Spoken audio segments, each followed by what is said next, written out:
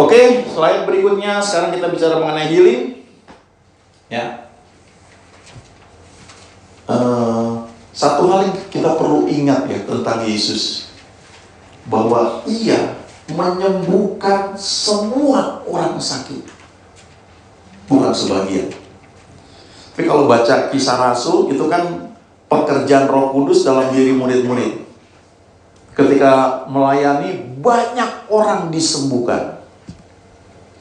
Tapi kalau baca kitab Injil, Matius, Markus, Lukas, Yohanes, semua orang disembuhkan. Kenapa? Karena Matius, Markus, Lukas, Yohanes itu cerita mengenai Yesus, firman yang menjadi manusia, dan dia tidak berdosa. Sehingga waktu dia buat mujizat, itu terjadinya tidak ada halangan. Sementara Kisah Rasul itu pekerjaan Roh Kudus dalam diri murid-murid. Tubuhnya kan juga beda.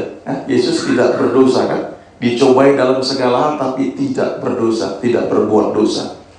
Sementara kita, murid-murid, itu berinteraksi dengan banyak hal. Sehingga ketika melayani, memang kadang-kadang terjadi hal-hal yang karena keterbatasan kita. Tapi tidak merubah firman Tuhan, bahwa Tuhan mau menyembuhkan semua orang. Itu prinsip itu harus kita pegang. Walaupun faktanya banyak hamba Tuhan sakit, bahkan meninggal, tapi tidak merubah firman Tuhan, bahwa Tuhan adalah Tuhan yang menyembuhkan. Bahwa Tuhan mau menyembuhkan, bukan hanya sanggup.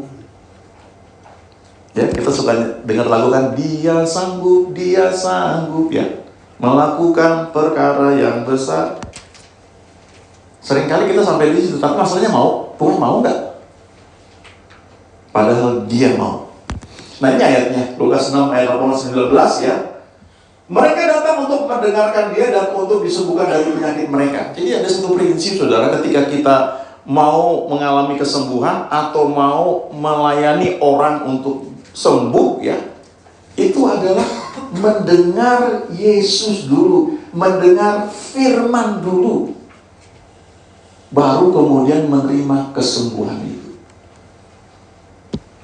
Ada lagu yang terkenal kan, Kaulah Tuhan penyembuhku, Kaulah Tuhan penyembuh, Kau berfirman dan sembuhkanku, Kaulah Tuhan penyembuh. Bahasa Inggris kan, You send your word and heal my disease.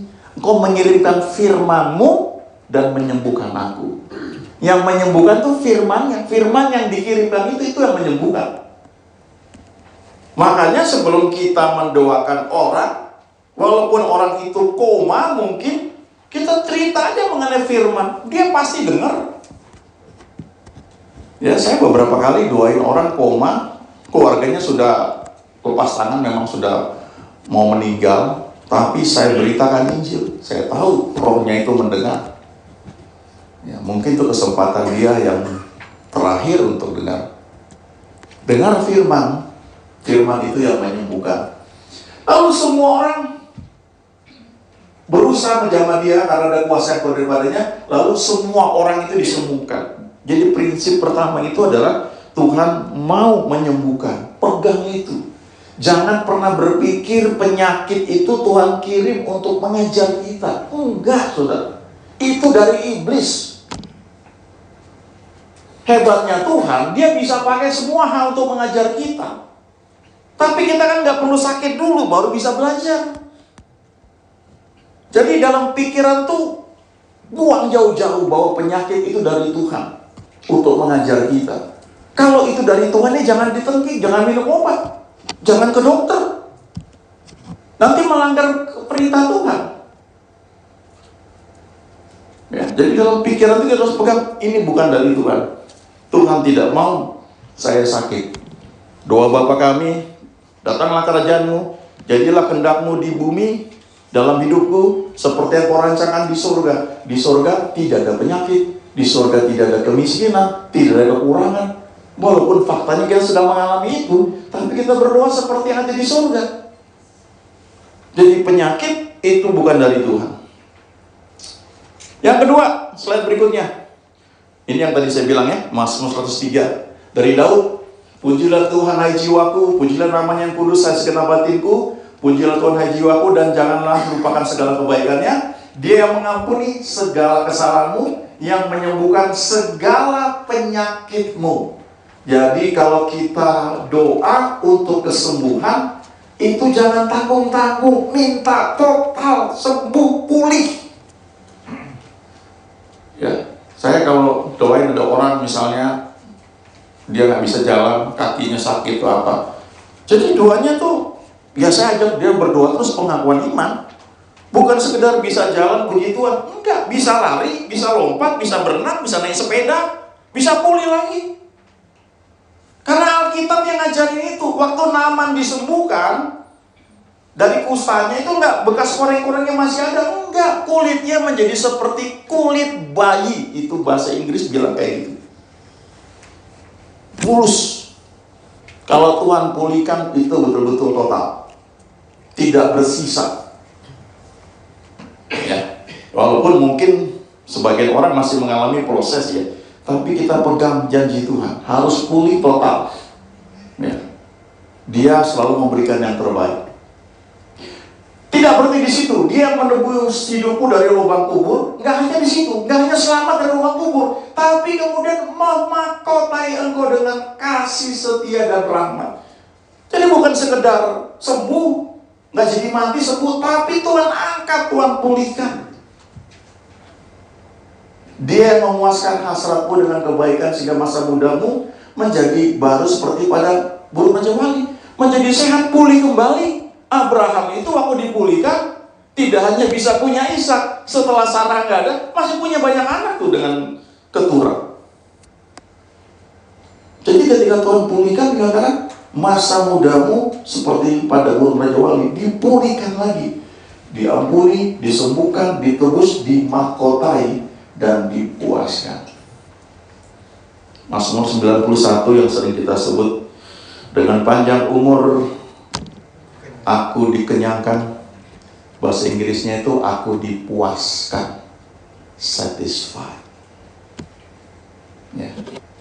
Saudara coba bayangkan kalau makan di restoran yang enak, kita puas, enak banget. Dulu zaman saya kuliah tuh, ada masa ketika makan tuh kita mahasiswa kali 300 perak tuh udah lumayan, 3,5, 400 udah mewah.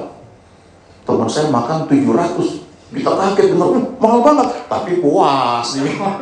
Jadi kepuasan itu sesuatu yang bukan sekedar kenyang. Nah, Tuhan kita memuaskan, ya, bukan sekedarnya waktu dia kasih. The best of the land, itu janji. Ya, slide berikutnya. Ini kita lihat ya, healing. Penyakit bukan berasal dari Tuhan. Yohanes 10:10 mengatakan pencuri yaitu iblis datang hanya untuk mencuri, ya, mencuri sukacita, mencuri kesehatan, mencuri kedamaian, lalu tujuan membunuh, ya, lalu membinasakan. Tapi Yesus, aku datang supaya kita punya hidup zoe, tidak sekedar punya, tapi mempunyai zoe itu dalam segala kelimpahan. Ya, saya baru beberapa tahun yang lalu dengar dari seorang hamba Tuhan, kenapa berdoa untuk minta diberkati secukupnya? Kamu egois, kamu hanya berdoa untuk kepentingan kamu. Kenapa nggak minta lebih supaya kamu bisa menjadi berkat bagi banyak orang? Jadi sesuai dengan ini, punya hidup, tapi nggak sekedarnya, melimpah supaya jadi berkat bagi banyak orang. Yang berikutnya, Yakobus 4 ayat 7, tunduklah kepada Allah. Saya kira kita sudah ngerti ini ya. Kita submit, menyembah Tuhan, nurut sama Tuhan. Tapi yang berikutnya, lawanlah iblis. Yang mesti melawan tuh kita, bukan Tuhan. Kita tunduk pada Allah, lawan iblis, maka ia akan lari. Dalam bahasa aslinya itu, ia akan lari terbirit-birit daripadanya. Ya, itu ada pada kita. Ini ayat yang saya bilang juga tadi, ya, yang berhubungan Ayub 33 ayat 24 dan 25. Ya, by the way, kalau baca kitab Ayub jangan diambil semua karena sebagian diucapkan dalam ketidakmengertian, baik oleh Ayub juga oleh 3 temannya. Itu ditegur Tuhan dengan keras.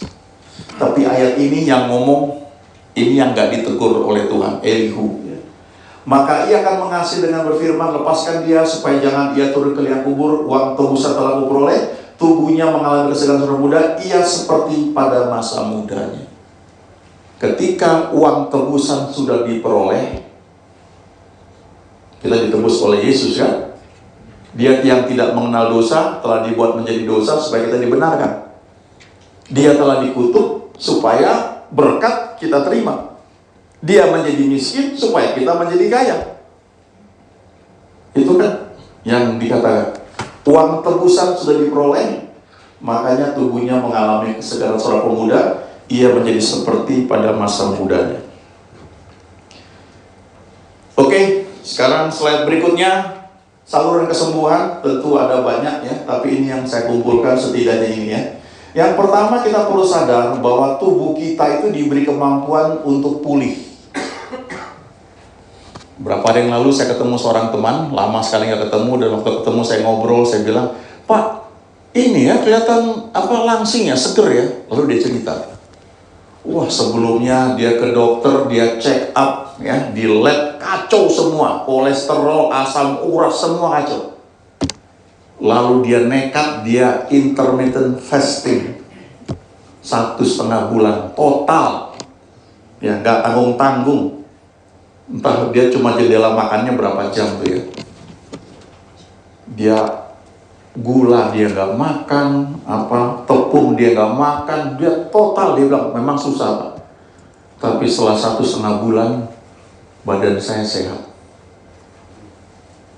Saya dengerin terus dari ngomong itu ya. Itu artinya apa? Tubuh itu memang diberi kemampuan untuk pulih. Artinya memang Tuhan rancang kita untuk tidak sakit. Kalau sakit bisa pulih. Benahi gaya hidupmu, apa yang dimakan, apa yang diminum. Jangan obat itu menjadi makanan, tapi biar makananmu itu adalah obat. Itu ada ayatnya di Yesaya 55. Dengarkanlah aku, kamu akan memakan apa yang baik, yang cocok buat tubuhmu, dan menikmati sajian yang paling lezat. Ya. Itu saluran pertama. Yang kedua, kalau nggak mampu, kadang-kadang perlu obat atau treatment, perlu istirahat, perlu banyak minum air putih. Paulus sendiri bilang sama Timotius, tambahkan anggur sedikit, karena pencernaanmu agak terganggu. Itu nggak salah, saudara. Jangan menghakimi orang minum obat atau ke dokter, tapi prinsipnya kesembuhan adalah kehendak Tuhan. Kalau saudara ragu, bilang jangan-jangan memang Tuhan nggak mau saya sembuh, jangan ke dokter. Nanti melanggar kehendak Tuhan itu. Ngerti ya? Jadi dari mindset ini pikiran saya mau sembuh dan harus sembuh karena itu kehendak Tuhan. Makanya kita ke dokter, makanya kita berobat, makanya kita istirahat. Ya. Yang berikutnya lewat karunia Roh Kudus. Nanti mungkin Pak Roy atau siapa akan bagikan ini ya. Ada 9 karunia, ada mujizat, ya, ada sebagainya. Jadi bisa terjadi ketika orang hadir kebaktian, ya kan dia belum ngerti banyak, tapi karunia Roh Kudus bekerja, lalu orang itu disembuhkan instan. Tidak ditanya buat dosa apa enggak, langsung sembuh. Itu karunia Roh Kudus. Yang berikutnya hadirat Tuhan yang dimanifestasikan. Ya Pak Niko buat jadi lagu ini kan. Hadiratmu membawa kesembuhan. Jadi kalau kita memuji menyembah Tuhan, masuk dalam hadirat Tuhan, bisa sembuh. Karena hadirat Tuhan itu menyembuhkan. Yang berikutnya iman orang lain. Ya, ini bisa dibuat lewat urapan minyak, tumpang tangan, atau doa sepakat. Saya nggak lupa pengalaman ini ya, sering saya cerita ini berapa kali. Dulu ada seorang pengerja, anaknya kecelakaan dan dibawa ke rumah sakit Permata. Orang tuanya telepon kami, ya. Lalu saya dengan istri ke sana. Di situ ada Pak Dharma juga dan ada Ibu Imelda sebagai gembala kul. Waktu kami masuk di ruang gawat darurat, mau dioperasi, kami doa. Kami sepakat. Nah, waktu itu saya doa, dan saya bilang begini ya. Karena saya tahu di situ, dalam dunia roh itu ada iblis dan malaikat-malaikat Tuhan. Dan saya deklarasikan, di sini ada kami, ada Pak Dharma, gembala gereja, ada Ibu Imelda, ini gembalaku, dan ada saya, hamba Tuhan. Kami sepakat, kami penatua gereja, kami berkati, kami tolak semua pekerjaan iblis atas anak ini. Kita sepakat berdoa untuk pemulihan, mau dioperasi, semua beres dan puji Tuhan. Saudara, itu ada ayatnya, Yakobus 5. Kalau orang sakit, panggil penatua, berdoa. Jadi kalau saudara melayani Tuhan, saudara jadi gembala, gembalaku, saudara punya otoritas untuk berkata dalam doa seperti itu. Iman saudara itu bisa menolong orang lain yang mungkin lemah jadi sembuh. Perwira Kapernaum berdoa, bahkan dia nggak nongol, tapi dia mewakili hambanya yang sakit. Perempuan Sirofenisia, dia berdoa untuk anaknya yang sakit. Anaknya nggak punya iman, dia punya iman. Jadi kita bisa mengalami kesembuhan karena iman orang lain. Tapi jangan berhenti di situ, karena perlu juga iman pribadi. Sehingga kalau penyakit itu nyerang lagi, kita bisa lawan. Saya dulu pernah kena serangan sakit, ya, sampai nggak bisa ke kantor seminggu, ya, karena masalah di pusar saya, gitu. Nggak tahu penyebabnya apa. Ke dokter juga seminggu nggak sembuh. Lalu saya ingat seorang hamba Tuhan, saya telepon, ya, dari rumah dia di Bandung, cuma 5 menit. Dia bilang ikutin kata-kata saya. Cuma ikutin omongan dia. Saya punya puster yang sehat, oleh bilur Yesus saya sudah sembuh. Coba periksa. Iya Pak, nanti saya cek, saya bilang. Kan masih mikir sembuh nggak gitu ya. Begitu selesai, saya tiba-tiba pengen ke kamar mandi. Saya pengen mandi. Saya periksa, saudara, itu kayak bisul, copot matanya gitu. Itu sudah seminggu tidak ke kantor. Langsung mandi, berangkat ke gereja. Ini bicara berapa ya? 30 tahun yang lalu ya. Belum ada nih legenda wisata. Harus naik bus. Ya, di Karsa Pemuda. Besoknya langsung ke kantor. 5 menit dia doain saya. Kira-kira setahun 2 tahun itu penyakit nyerang saya lagi. Saya cari dia lagi di Amerika. Jadi gimana? Saya tiru doa dia. Tetengkin, salam nama Yesus, saya punya pusat yang sehat. Saudara tahu berapa lama? 2 minggu baru hilang. Dia 5 menit, saya 2 minggu. Tapi sembuh dan gak pernah nyerang lagi. Makanya perlu iman pribadi, ya. Dan dengan saudara melayani, doain orang seperti Pak Dharma lakukan, nanti akan makin tumbuh iman kita, makin ngerti tentang janji Tuhan, ya. Yang berikutnya adalah firman. Nah, kita bersyukur ada BRF, ya, karena baca firman, dengar firman itu menyembuhkan, saudara. Jaga komunitas saudara, dengar YouTube pilih-pilih. Cari yang membangkitkan iman, karena firman itu menyembuhkan. Ya, ini ayat yang tadi lagu Don Moen, disampaikannya firmannya dan disembuhkannya mereka, dilumpuhkannya mereka dari liang kubur. You send your word and heal my disease. You are the Lord my healer. Jadi firman yang disampaikan itu yang menyembuhkan. Slide berikutnya, nah ini ayat yang sering kita kutip ya.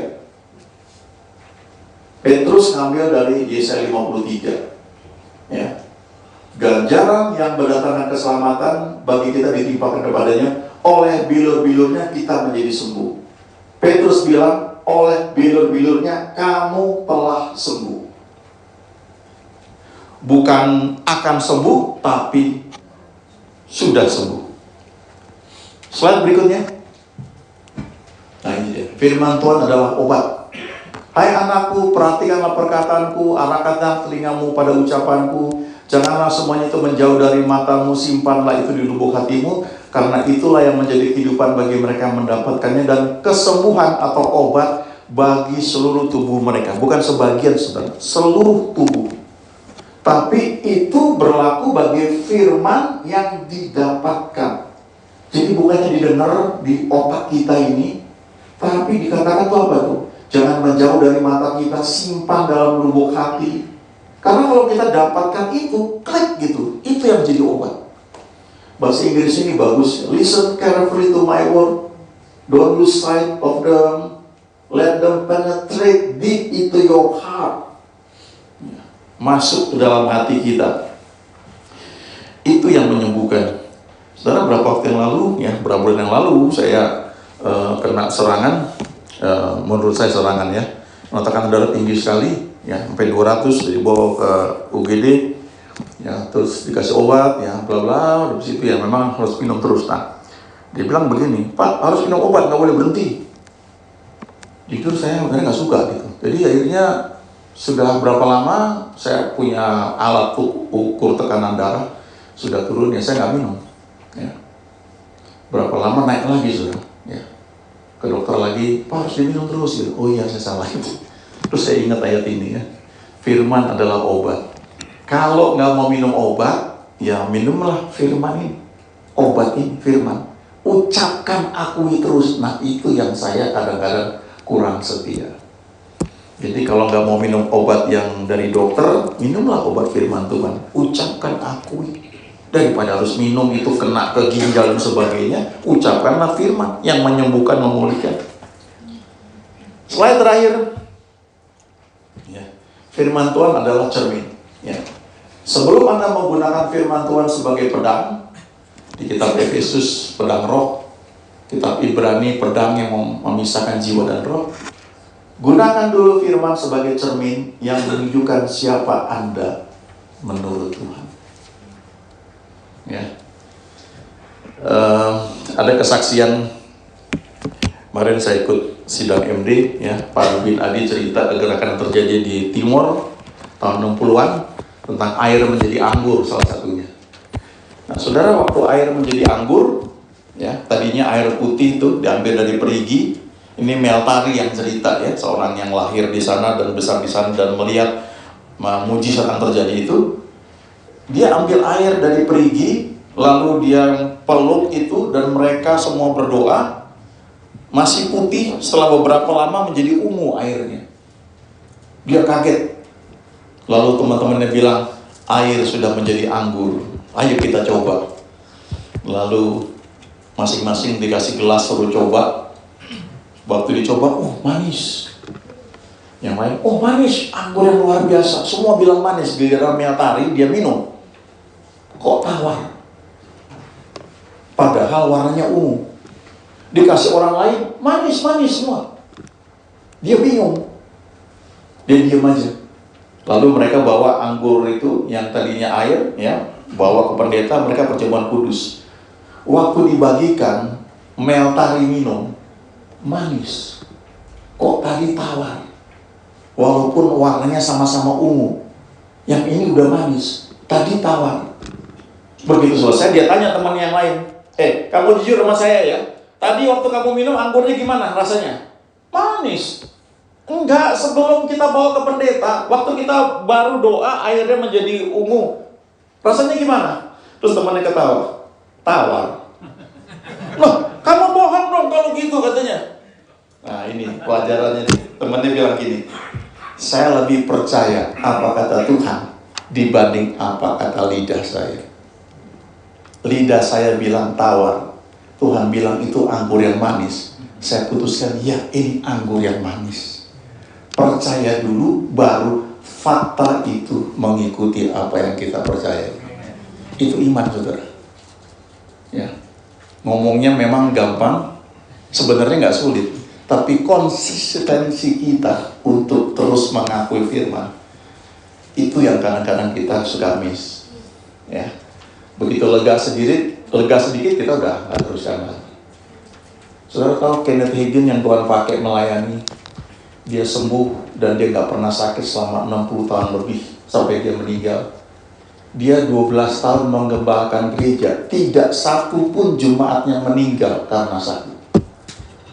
Jadi dia nggak pernah melayani pemakaman, saudara. Ada jemaat yang sakit, dia doain sembuh. Lalu Tuhan panggil dia untuk pelayanan kemana-mana. Setiap hari dia minimal baca artikel mengenai kesembuhan. Dan dia ucapkan firman terus, dia berbahasa roh terus. Jadi pikiran dia itu dipenuhi dengan firman Tuhan, bahwa Tuhan adalah Tuhan yang menyembuhkan. Itu menguasai alam bawah sadar dia. Nah, kita akan mungkin kan sebagian kerja, ya tentu tuntutannya beda.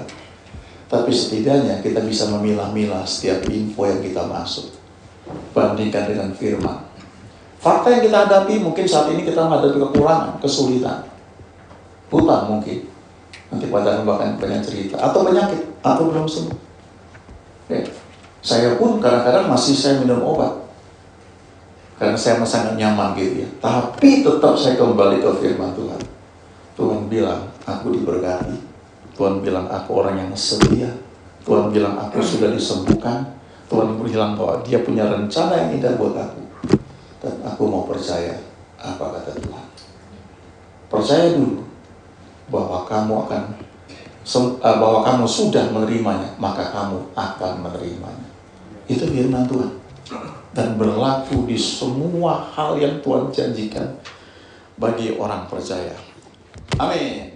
Ya, terus yang kedua.